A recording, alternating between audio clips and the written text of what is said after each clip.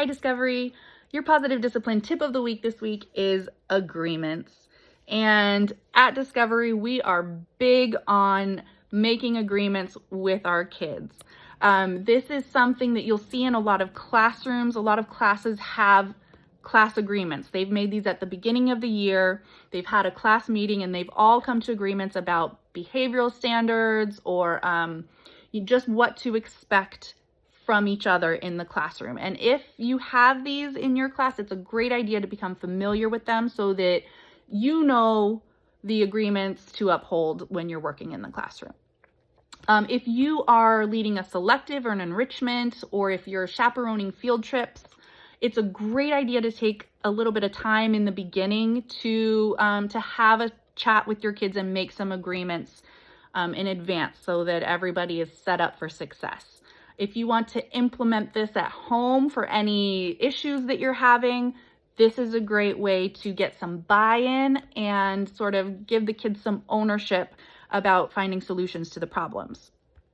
So when you're making agreements with kids, the first step is to sit down and have a conversation with everyone involved where everybody gets to share their thoughts and their feelings about the issue.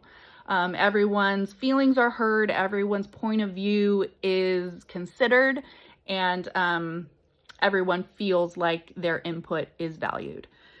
After that, together, cooperatively, we want to brainstorm solutions. So your kids can give ideas, you can give ideas, and you want to choose one that everyone can live with for a specified amount of time. And this can vary depending on the issue at hand. We might be talking a few minutes or a few days, a few weeks, whatever the case might be.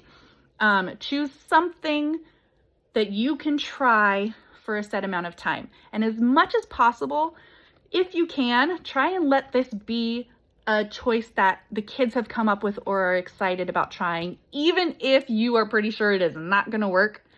First of all, sometimes kids surprise you and maybe it will work. Second of all, experience is the best teacher.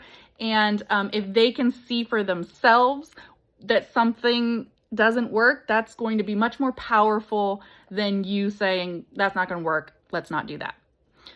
Obviously, it has to be something that everyone can live with. So if it's something that's going to be catastrophically awful, you can say, that's not going to work for me. But if at all possible, if we can indulge their ideas, that's always a really great opportunity for learning. And then you're going to try that and you're all going to keep your agreements. And when the time comes, we can say, what was our agreement? And a lot of times that ownership and that partnership and collaboration is enough for our kids to have that intrinsic motivation to follow through with the agreement. Now, we all know it's not going to happen all the time.